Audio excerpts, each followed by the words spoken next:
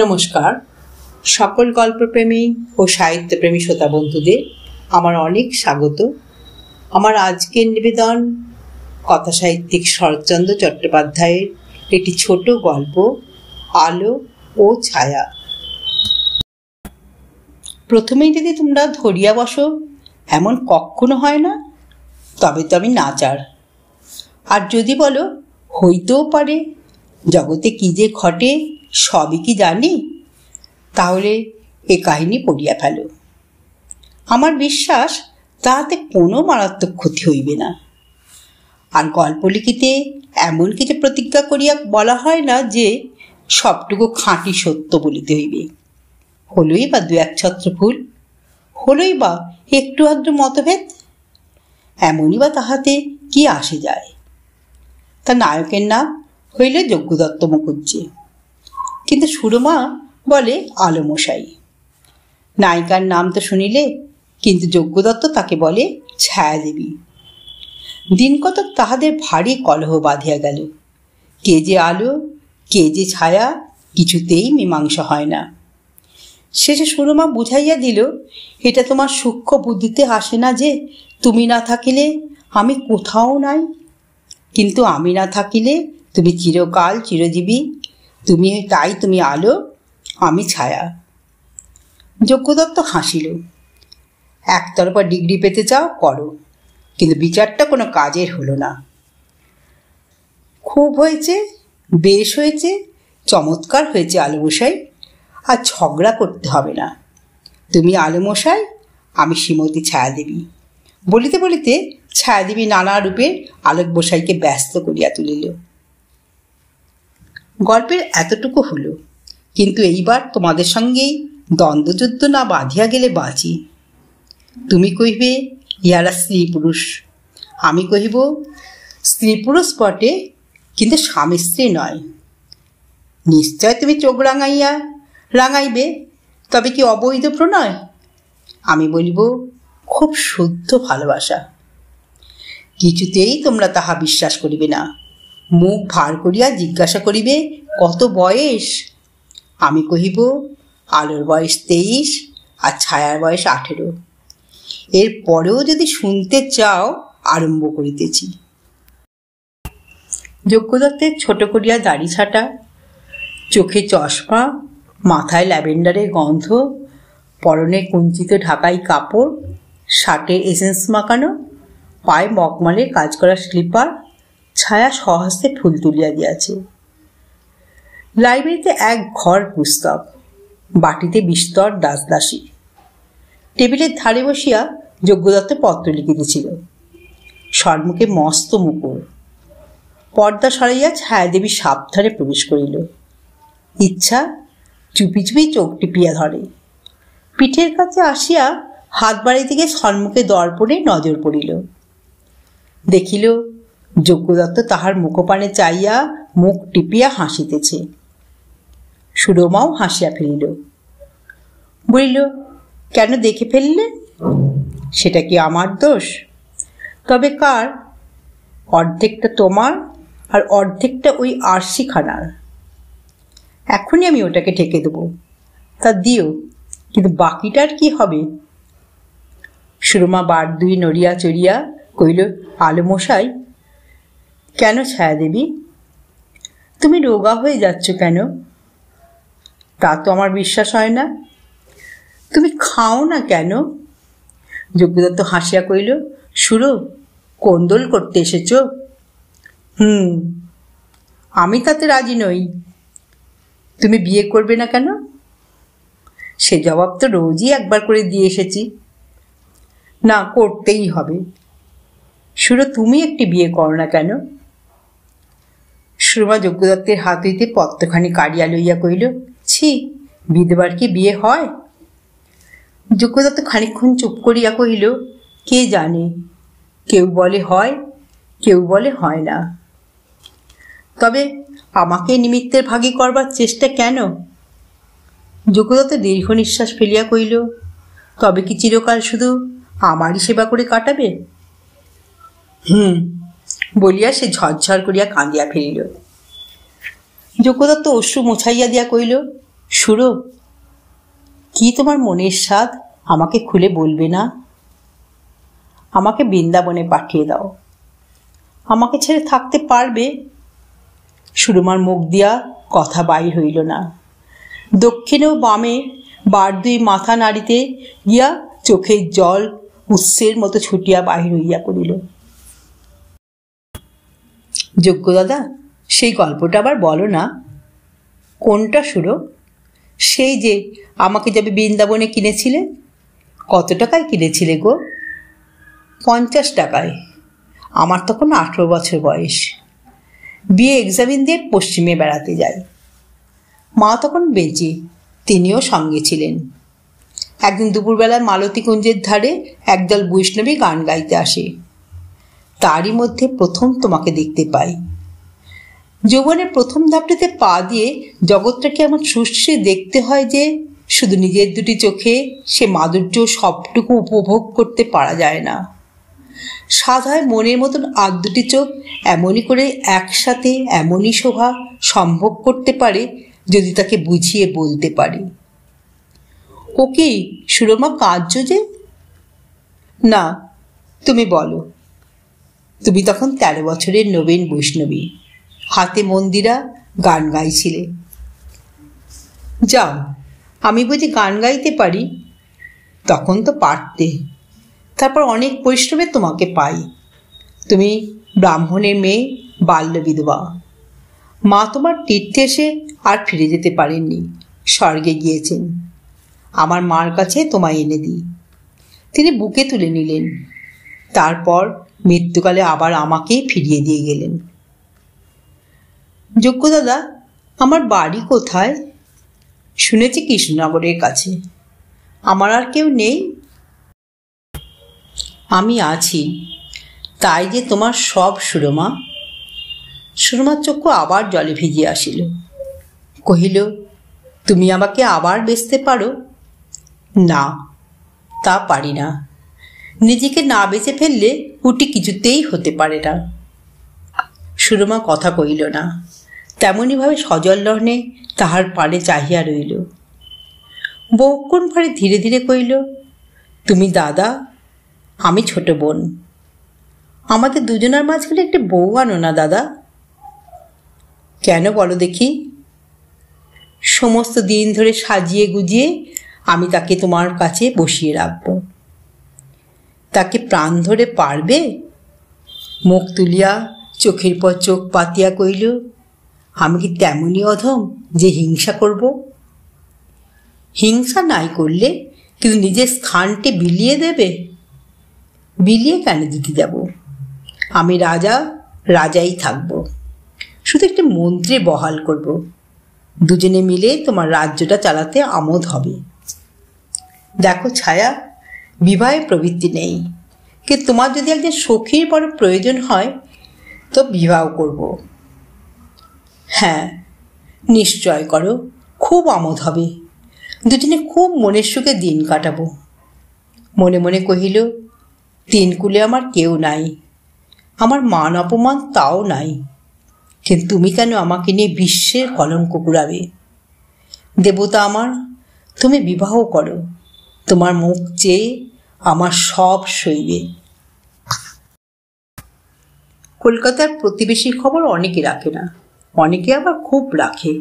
যারা রাখে তারা বলে, যোগ্যদত্ত এবে পাশ করুক, কিন্তু বকাটে ছেলে। ইশারা তাহারা সুরমার কথাটা উল্লেখ করে। সুরমা ও যোগ্যদত্ত মাঝে মাঝে তাহা শুনিতে পায়। শুনিয়া দুইজনে হাসিতে থাকে।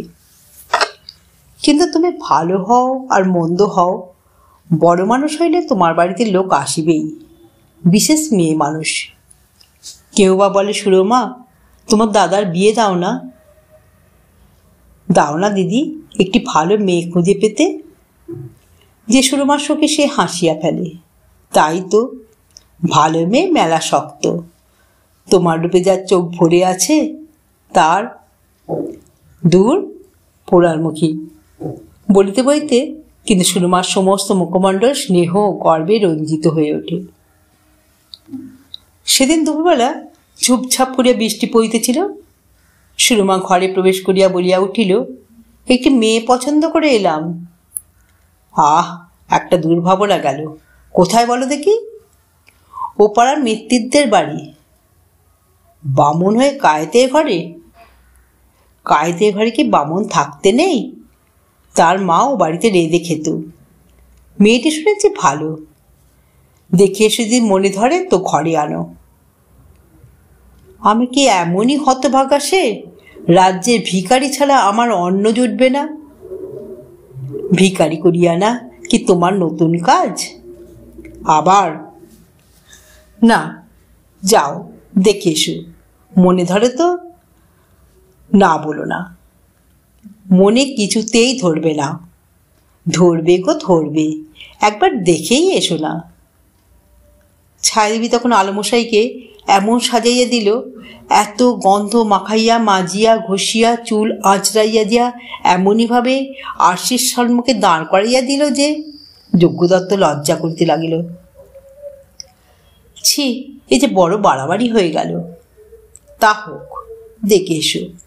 গাড়ি করিয়া যজ্ঞদত্ত মেয়ে দেখিতে গেল। পথে একজন বন্ধুকেও তুলিয়া লইল। চলো মিত্তিবাড়িতে জলযোগ করে আসি। তার মানে সে বাড়িতে একটা ভিখারির মেয়ে আছে, তাকে বিয়ে করতে হবে। বলো কি, এমন প্রবৃত্তি কে দিলে? তোমরা যার হিংসে মরে যাও তিনি, সেই ছায়াদেবী। যজ্ঞদত্ত বন্ধুকে লইয়া মেয়ে দেখিতে ঘরে ঢুকিলেন। মেয়ে কার্পেটে আসনের পর বসিয়া, পরনে দেশি কাপড়, কিন্তু অনেক ধোপ পড়া, সুতাগুলো মাঝে মাঝে জালের মতো হইয়া গিয়াছে। হাতে বেলুয়ারি চুড়ি, একজোড়া পাক দেওয়া তমার মতো রঙের সোনার বালা, মাঝে মাঝে এক এক জায়গায় ভিতরের গালাটা দেখা যাইতেছে।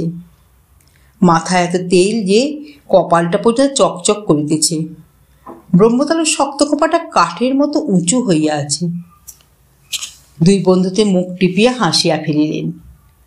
হাসি চাপিয়া মেয়েটির দিকে চাইয়া যজ্ঞদত্ত কহিল, কি নাম তোমার?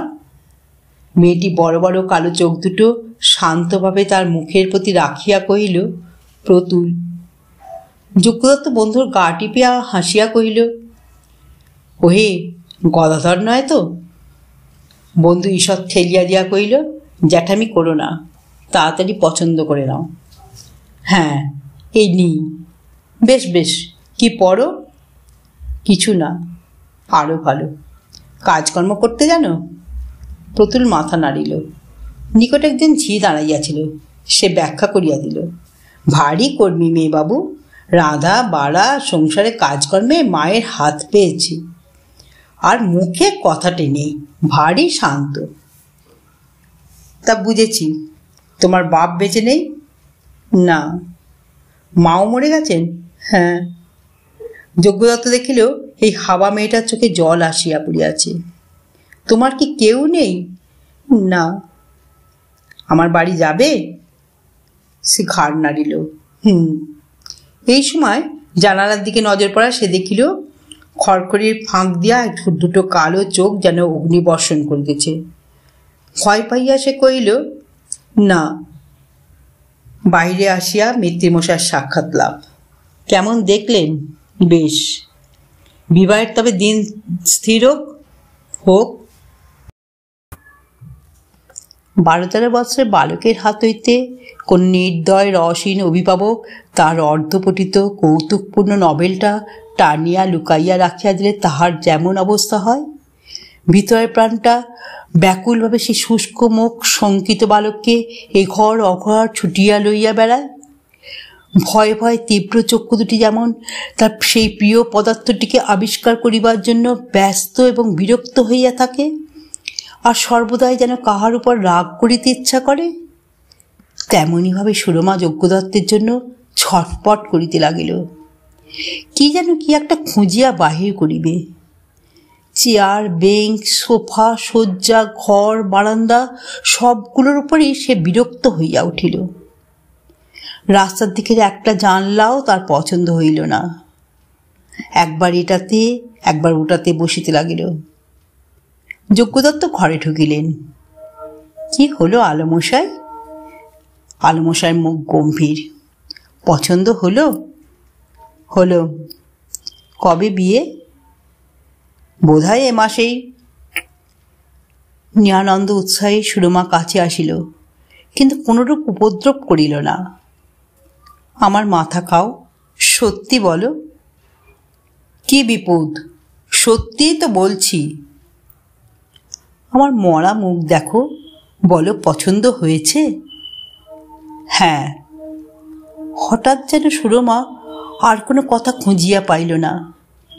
বালক বালিকারা ধমক খাইয়া কাঁদিবার পূর্বে যেমন এদিক ওদিক ঘাড় নাড়িয়া একটা অর্থহীন কথা বলিয়া ফেলে, সুরমা তেমনি ছেলে মানুষটির মতো মাথা হেলাইয়া গাঢ় স্বরে কইল, তবে বলেছিলাম তো।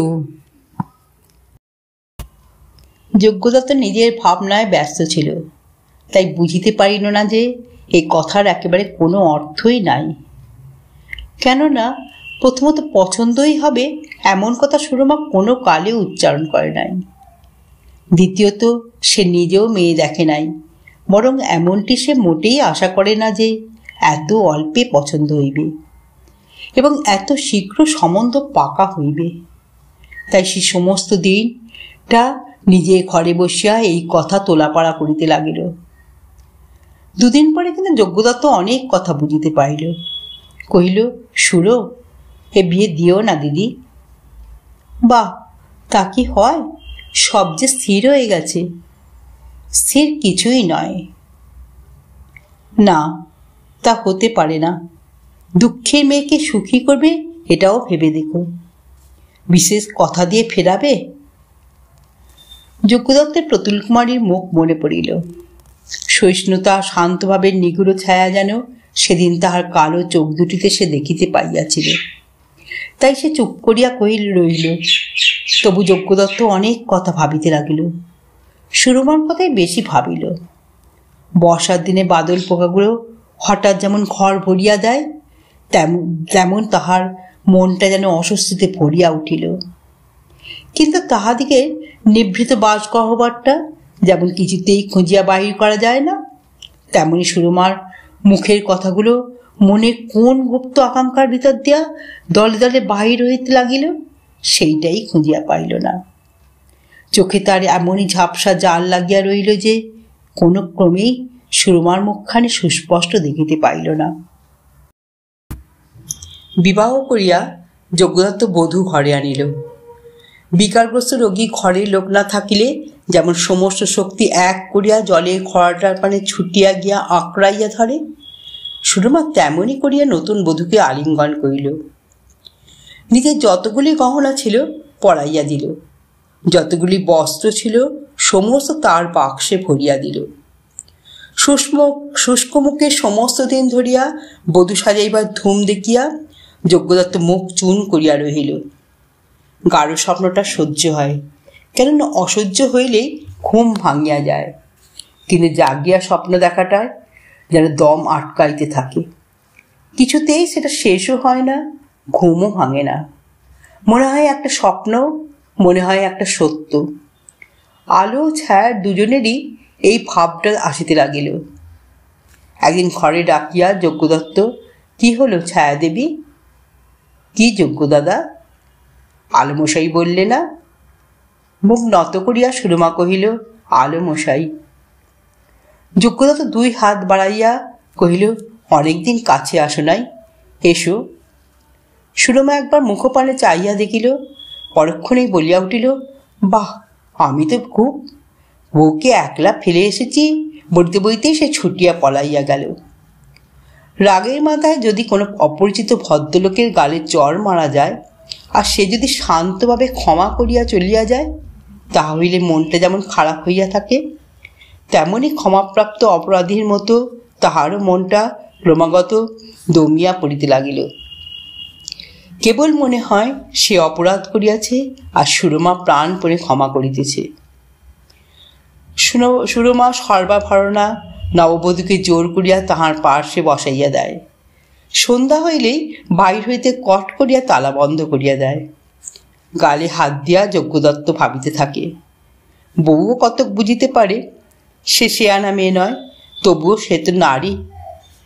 সাধারণ স্ত্রীর মধ্যেটুকু হইতে ভগবান কাহাকেও বঞ্চিত করে না। সেও সারা রাত্রি জাগিয়া থাকে। আজ 8 দিনও বিবাহ হয় নাই। এরই মধ্যে যজ্ঞদত্ত একদিন প্রত্যুষে সুরমাকে ডাকিয়া কহিল, সুর, বর্ধমানে পিসিমাকে বউ দেখিয়ে আনি। দামোদর পাড়ে পিসিমার বাড়ি। সেখানে পৌঁছাইয়া যজ্ঞদত্ত কহিল, পিসিমা, বউ এনেছি, দেখো। ওমা, বিয়ে করেছিস বুঝি? আহা, বেঁচে থাক, দিব্যি চাঁদ পানা বউ। এইবার মানুষের মতো ঘর সংসার কর। সেই জন্যেই তো সুর জোর করে বিয়ে দিলে। সুর বুঝি বিয়ে দিয়েছে? সেই তো দিলে, কিন্তু কপাল মন্দ, বউ নিয়ে ঘর করা চলে না। কেন রে? জানো তো পিসিমা, আমার নরগণ, বউয়ের হলো রাক্ষসগণ। একসঙ্গে থাকলে গণৎকার বলে বাঁচি না বাঁচি। 60 সে কথা। তখন তাড়াতাড়ি এসব দেখা হয়নি। এখন তো তোমার কাছে থাকবে, মাসে 50 টাকা পাঠাবো, তাতে চলবে না পিসিমা? হ্যাঁ, তা চলে যাবে। পাড়াগায় বিশেষ কষ্ট হবে না। আহা, চাঁদের মতো মেয়ে, ডাগর হয়েছে। হ্যাঁ রে যজ্ঞ, একটা শান্তি সত্যায়ন করলে হয় না? হতে পারে। আমি ভট্টাচার্যের মত নিয়ে যা ভালো হয় তোমাকে জানাবো। তা জানাস বাছা। সন্ধ্যার সময় বউকে কাছে ডাকিয়া যজ্ঞদত্ত কইল, তবে তুমি এখানেই থাকো। সে ঘাড় নাড়িয়া বলিল, আচ্ছা।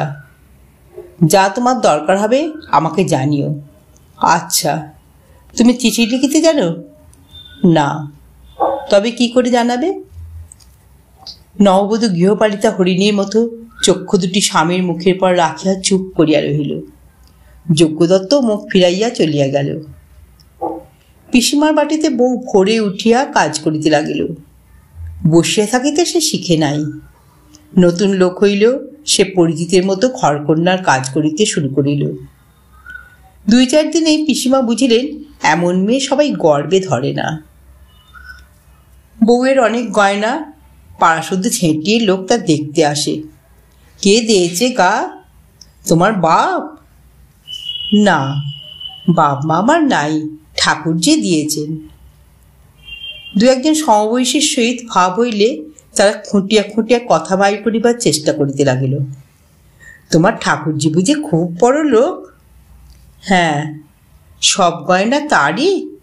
সব। তার দরকার নেই, তিনি বিধবা, এসব পড়েন না। কত বয়স বউ? আমাদের চেয়ে কিছু বড়। তিনি জোর করে আমার সঙ্গে বিয়ে দিয়েছেন। তোমার স্বামী বুঝি তাঁর খুব অনুগত? হ্যাঁ, তিনি সতীলক্ষ্মী, সবাই তাঁকে ভালোবাসে। উপরে জানালা হইতে সুরমা দেখিল যজ্ঞদত্ত বাড়ি ফিরিয়া আসিল, কিন্তু সঙ্গে বউ নাই। ঘরে প্রবেশ করিলে কহিল, যজ্ঞ দাদা, বউকে কোথায় রেখে এলে? পিসির বাড়ি। সঙ্গে আনলে না কেন? থাক কিছুদিন, পরে আনলেই হবে। কথাটা সুরমার বুকে বিঁধিল। 2জনেই চুপ করিয়া রইল। প্রিয়জনের সহিত তর্ক করিতে গিয়া হঠাৎ বচসা হইয়া গেলে যেমন 2জনে কিছুক্ষণ ক্ষুণ্ণ মনে চুপ করিয়া বসিয়া থাকে, এই 2জনে কিছুদিন তেমনই চুপচাপ দিন কাটাইতে লাগিল। সুরমা কহে, নে খেয়ে নাও, অনেক বেলা হলো। যজ্ঞদত্ত বলে, হ্যাঁ, এই যাই। এমনি করিয়াও কিছুদিন কাটিল। একসঙ্গে ঘর করিতে গিয়া চিরদিন এভাবে চলে না, তাই আবার মিল হইতে লাগিল। যজ্ঞদত্ত আবার আদর করিয়া ডাকিতে লাগিলেন, ও ছায়া দেবী। ছায়া কিন্তু আর আলোমশাই বলে না, যজ্ঞ দাদা বলে, কখনো বা শুধু দাদা বলিয়া ডাকে। সুরমা একদিন কহিল, দাদা, প্রায় 3 মাস হতে চলল, এইবার বউকে আনো। যজ্ঞদত্ত কাটাইয়া দেয়, হ্যাঁ, তা হবে এখন। মনের ভাব বুঝিয়া সুরমা চুপ করিয়া থাকে। পিসির পত্র মাঝে মাঝে আসে। পিসি লেখেন, বউয়ের ম্যালেরিয়া জ্বর হইতেছে, চিকিৎসা হওয়া প্রয়োজন। মনের ভাব বুঝিয়া যজ্ঞদত্ত কতগুলো টাকা বেশি করিয়া পাঠাইয়া দেয়, আর মাসখানেক কোনো কথা ওঠে না।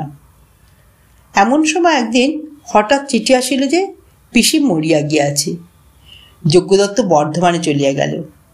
যাইবার সুরমা মাথায় দিব্যি দিয়া বলিয়া দিল, বউকে নিয়ে এসো।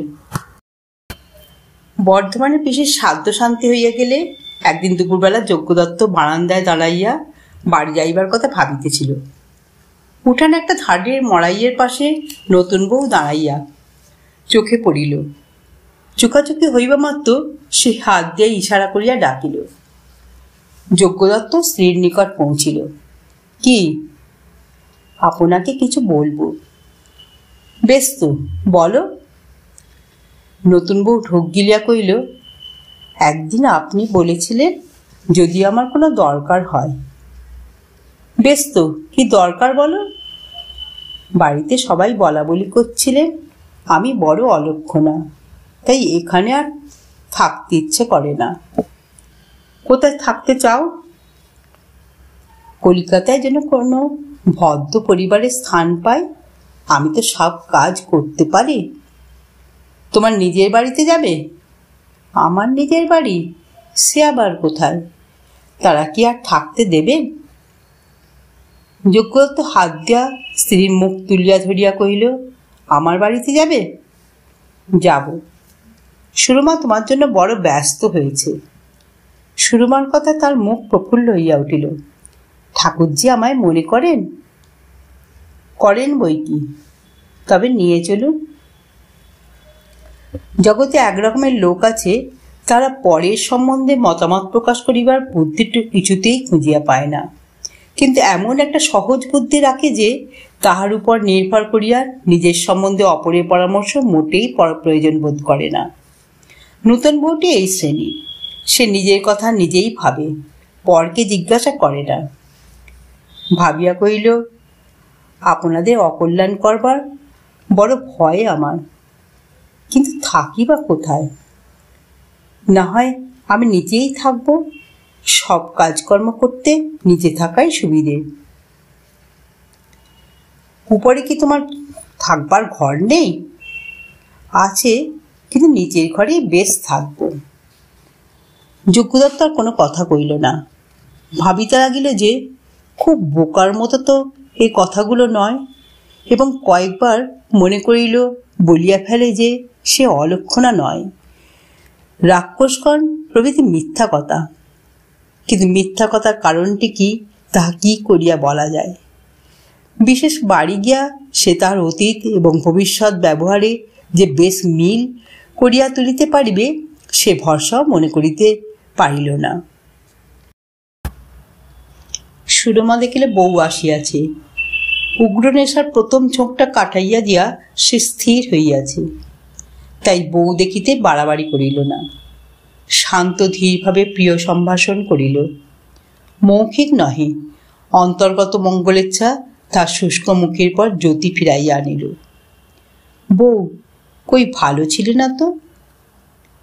বউ মাথা নাড়িয়া কইল, মাঝে মাঝে জ্বর হতো। সুরমা তার কপালে ঘাম মুছাইয়া বলিল, এখানে চিকিৎসা হলে সব ভালো হয়ে যাবে। দুপুরবেলা সুরমা সংবাদ পাইল যে বউয়ের জন্য নিজের ঘর পরিষ্কার হইতেছে। অপমানে তার চোখে জল আসিল। সংবরণ করিয়া যজ্ঞদত্তের কাছে গিয়া বলিল, দাদা, বউ কি নিচে শোবে? তুমি কিছু বলবে না? আর কি বলবো, যার যা খুশি করুক। সুরমা লজ্জা ও ধিক্কারে আপনাকে শাসন করিতে পারিল না। সম্মুখেই কাঁদিয়া পলাইয়া গেল। উপরের গোলযোগটা কিন্তু নিচে পৌঁছিল না। নূতন বউ নূতন করিয়া সংসারে কাজকর্ম করিতে ব্যস্ত হইয়া পড়িল। ক্রমে ক্রমে ধীরে ধীরে সে সুরমা সব কাজগুলি নিজের হাতে তুলিয়া লইল। শুধু উপরে যায় না, স্বামীর সহিত দেখা করে না। ক্রমে সুরমাও উপর ছাড়িয়া দিল। বউ প্রফুল্ল গম্ভীর মুখে কাজ করিত, সুরমা পাশে বসিয়া দেখিত। একজন দেখাইত কর্ম করিয়া সুখ, অপর বুঝিত কর্মস্রোতে অনেক দুঃখ ফাঁসাইয়া দিতে পারা যায়। দুজনে কেউই বেশি কথা কহে না। তাহাদের সহানুভূতি ক্রমে গাঢ়তর হইয়া আসিতে লাগিল। মাঝে মাঝে নতুন বধূর প্রায় জ্বর হয়। 2-4 দিন উপবাস থাকিয়া আপনিই সারিয়া ওঠে। ঔষধে প্রবৃত্তি নাই, ঔষধ খায় না। সে সময়ের কাজকর্মগুলো দাস দাসীতেই করে। সুরমা পারিয়া ওঠে না, ইচ্ছা থাকিলেও সামর্থ্যে কুলায় না। সোনার প্রতিমা সুরমা দেবী এখন সে রং নাই, সে কান্তি নাই, অত লাবণ্য 2 মাসের মধ্যে কোথায় উড়িয়া গিয়াছে। বউ মাঝে মাঝে বলে, ঠাকুরজি তুমি দিন দিন এমন হয়ে যাচ্ছ কেন? আমি? আচ্ছা বউ, শরীরটা ভালো করবার জন্য আমি যদি বিদেশে যাই তোমার কষ্ট হবে না তো? হবে বই কি, তবে যাব না। না ঠাকুরজি, যেও না, তুমি ওষুধ খেয়ে এখানেই ভালো হও। সুরমা স্নেহ বলে তার ললাট চুম্বন করিল। একদিন সুরমা যজ্ঞদত্তের খাবার সাজাইতেছিল। যজ্ঞদত্ত তার মলিন কৃশ মুখখানি সতৃষ্ণ চক্ষে দেখিতেছিল। সুরমা মুখ তুলিলে সে দীর্ঘশ্বাস ফেলিয়া কইল, মনে হয় মলেই বাঁচি। কেন বলিতেই সুষমার চক্ষে জল আসিল।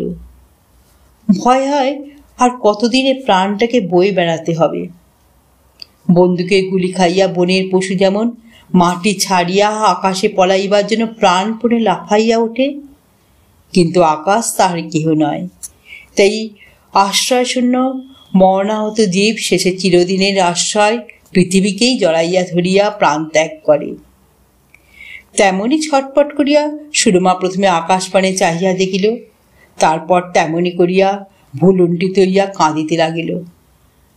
যজ্ঞদাদা, আমাকে ক্ষমা করো, আমি তোমার শত্রু, আমাকে আর কোথাও পাঠিয়ে দিয়ে তুমি সুখী হও। তখনই হয়তো দাসী আসিয়া পড়িবে। যজ্ঞদত্ত হাত ধরিয়া তাহাকে তুলিয়া ধরিল। সস্নেহ অশ্রু মুছাইয়া কহিল, ছি, ছেলে মানুষি করো না। অশ্রু মুছিতে মুছিতে সুরমা তাড়াতাড়ি ঘরে গিয়া দ্বার রুদ্ধ করিয়া দিল। তারপর একদিন সুরমা বউকে টানিয়া কাছে লইয়া কহিল, বউ, দাদা কি তোমাকে কখনো কিছু বলেছেন? বউ সহজভাবে উত্তর দিল, কি আবার বলবেন? তবে তুমি কখনো তার কাছে যাও না কেন? তোমার কি যেতে ইচ্ছে করে না? বউয়ের প্রথমটা লজ্জা করিতে লাগিল, পরে মুখ নত করিয়া কহিল, করে দিদি, কিন্তু যাবার তো জো নেই। কেন বউ, তোমার কি মনে নেই? কই না। ও, তুমি বুঝি ভুলে গেছো ঠাকুরজি, আমার যে রাক্ষসগণ, ওর নরগণ। কে বলেছে? উনি পিসিমাকে বলেছিলেন, তাইতে। সুরমা শিহরিয়া উঠিল, এই যে মিছে কথা বউ। মিছে কথা? চক্ষু বিস্ফারিত করিয়া সে সুরমার মুখপানে চাহিয়া রইল। সুরমা বারবার শিহরিয়া উঠিল, মিছে কথা বউ, ভয়ানক মিছে কথা। আমার বিশ্বাস হয় না উনি মিছে কথা বলবেন। সুরমা সইতে পারিল না, 2 বাহুর মধ্যে দৃঢ় করিয়া আলিঙ্গন করিয়া ফুকারিয়া কাঁদিয়া উঠিল। বউ, আমি মহা পাতকী। বধূ আপনাকে ছাড়াইয়া লইয়া ধীরে ধীরে কইল, কেন ঠাকুরজি? উফ, তা শুনতে চেও না, আমি বলতে পারবো না। ঝড়ের মতো সুরমা যজ্ঞদত্তের সম্মুখে আসিয়া পড়িল। বউকে এমন করে ঠকিয়ে রেখেছ? উফ, কি ভয়ানক মিথ্যেবাদী তুমি। যজ্ঞদত্ত অবাক হইয়া গেল। ও কি সুরো, কৃতবিদ্য তুমি, ছি ছি, তোমার লজ্জা হওয়া উচিত। যজ্ঞদত্ত অর্থ বুঝিল না, শুধু কটু কথা শুনিতে লাগিল। কি ভেবে বিয়ে করেছিলে? কি ভেবে ত্যাগ করে আছো? আমার জন্য? আমার মুখ যে এই প্রতারণা করে আসছো? সুরমা, পাগল হয়ে গেলে? পাগল আমি? তোমার চেয়ে আমার জ্ঞান আছে, দাও আমাকে কোথাও পাঠিয়ে। সুরমার চক্ষু রক্তবর্ণ, হাঁপাইতে হাঁপাইতে কইল, এক দণ্ডও আমি আর থাকতে চাই নে, ছি ছি। যজ্ঞদত্ত চিৎকার করিল, কি বলছো? বলছি তুমি মিথ্যাবাদী, প্রতারক। নিমেষে যজ্ঞদত্তের মাথার ভিতর আগুন জ্বলিয়া উঠিল। অকারণে মনে হইল তার ভিতরে অন্তরটা বাহির হইয়া তাহার সে যুদ্ধ করিতে ডাকিতেছে। জ্ঞানশূন্য হইয়া সে টেবিলে উপরিস্থিত ভারী রুলা তুলিয়া লইয়া চিৎকার করিয়া কহিল, আমি অধম, আমি প্রতারক, আমি মিথ্যেবাদী, এই তার প্রায়শ্চিত্ত করছি। বিপুল বলের সহিত যজ্ঞদত্ত তাহার মস্তকে ভীষণ আঘাত করিল। মাথা ফাটিয়া ঝরঝর করিয়া তার রক্তস্রোত বহিল। সুরমা অস্ফুটে ডাকিল, মা গো। তারপর অচৈতন্য হইয়া ভূমিতলে পড়িয়া গেল। যজ্ঞদত্ত তাহা দেখিল তার সমস্ত মুখ রক্তে ভাসিতেছে, চোখের ভিতর রক্ত ঢুকিয়া সমস্ত ঝাপসা বোধ হইতেছে। সে উন্মত্তের মতো বলিয়া উঠিল, আর কেন? এই সময় পিছন হইতে কে ধরিয়া ফেলিল। ফিরিয়া দেখিল স্ত্রী। কাঁদিয়া বলিল, তুমি? স্কন্ধের পর মাথা রাখিয়া সেও মূর্ছিত হইয়া পড়িল। সুরমা যেমন করিয়া নিচে হইতে উপরে ছুটিয়া আসিল, নূতন বধূ তাহাতে আশ্চর্য শঙ্কিত হইয়া নিঃশব্দে পিছনে আসিয়া দ্বারের বাইরে দাঁড়াইয়া সব কথা শুনিল, সব কাণ্ড দেখিল। অনেকখানি সত্য তাহার মাথার ভিতরে সূর্যের আলোকের ন্যায় প্রতিভাত হইল। তাহারও বক্ষস্পন্দন দ্রুত হইয়া আসিয়াছিল, চক্ষের বাইরে কুজ্ঝটিকার সৃষ্টি হইতেছিল। কিন্তু সে আপনাকে সামলাইয়া লইয়া বিপদের সময় স্বামীকে করে করিয়া বসিল। 6 দিন পরে ভালো করিয়া জ্ঞান হইলে সুরমা জিজ্ঞাসা করিল, দাদা কেমন আছেন? দাসী কহিল, ভালো আছেন, আমি দেখে আসব। কিন্তু উঠিতে গিয়া আবার শুইয়া পড়িল। দাসী কহিল, তুমি বড় দুর্বল, তাতে জ্বর হয়েছে, উঠো না, ডাক্তার বারণ করেছে। সুরমা আশা করিল যজ্ঞদাদা দেখিতে আসিবে, বউ দেখিতে আসিবে। 1 দিন 2 দিন করিয়া ক্রমে 1 সপ্তাহ অতীত হইয়া গেল। তবু কেহ আসিল না, কেউ খোঁজও লইল না। জ্বর সারিয়াছে, কিন্তু দুর্বল। উঠিতে চেষ্টা করিলে হয়তো উঠিতে পারিত, কিন্তু বিষম অভিমানে তার শয্যা ত্যাগ করিতে প্রবৃত্তি হইল না। নিজের মনে ফুলিয়া ফুলিয়া কাঁদিত, চোখ মুছিয়া ভাবিত তাহাদের আলো ছায়ার কাহিনী। দীপ্ত আলো ও গাঢ় ছায়া লইয়া তাহারা খেলা আরম্ভ করিয়াছিল। এখন আলো নিভিয়া আসিয়াছে, মধ্যাহ্নে সূর্য পশ্চিমে ঝুঁকিয়াছে। গাঢ় ছায়া তাই অস্পষ্ট বিকৃত হইয়া প্রেতের মতো কঙ্কালসার হইয়াছে। অজানা অন্ধকারের পানে সে ছায়া যেন মিশিয়া যাইবার জন্য ধীরে ধীরে সরিয়া যাইতেছে। কাঁদিয়া কাঁদিয়া সুরমা ঘুমাইয়া পড়িল। গায়ের উপর তপ্ত হস্ত রাখিয়া কে যেন ডাকিল, দিদি। সুরমা উঠিয়া বলিল, এ কি বউ? চক্ষু তার রক্তবর্ণ, মুখ শুষ্ক, ওষ্ঠদ্বার যেন কালি মাখা। কেন বউ, কি হয়েছে তোমার? কি হয়েছে আমার? তুমি আমাকে এ বাড়িতে এনেছিলে, তাই বলতে এসেছি দিদি, ছুটি দাও আমাকে, আমি যাব। কেন দিদি, কোথা যাবে? নতুন বউ সুরমার পায়ের উপর মাথা রাখিয়া লুটাইয়া পড়িল। সুরমা দেখিল তাহার দেহ অগ্নির মতো উত্তপ্ত। এ কি, এ যে বড় জ্বর হয়েছে। এমন সময় একজন দাসী চিৎকার করিয়া ছুটিয়া আসিল, দিদি, বউ কোথা গেল? ও মা, ঝড়ের ঝোঁকে পালিয়ে এসেছেন। আজ 8 দিন বেহুশ হয়ে পড়েছিলেন। মা গো, কি করে এলেন? 8 দিন জ্বর, ডাক্তার দেখেছে? কেউ না দিদি, কেউ না। পরশুদিন সকালবেলাও বৌমা 1 ঘন্টা কলতলায় মাথা পেতে বসেছিলেন। এত মানা করল, কিছুতেই শুনলেন না।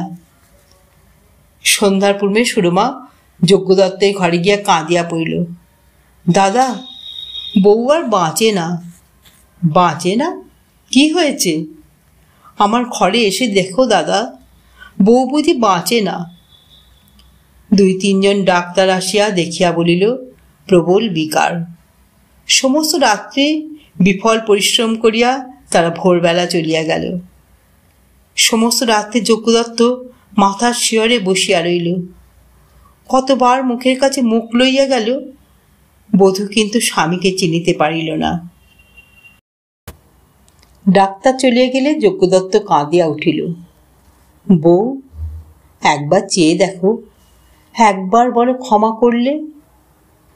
সুরমা পায়ের পর মুখ লুকাইয়া অস্ফুটে বলিল, বৌদিদি, কেন এ শাস্তি দিয়ে গেলে? কে কথা কইবে? সমস্ত মান, অভিমান, তাচ্ছিল্য, অবহেলা সরাইয়া দিয়া সে ধীরে ধীরে অনন্তে মিলাইয়া গেল। সুরমা কহিল, দাদা কোথায়?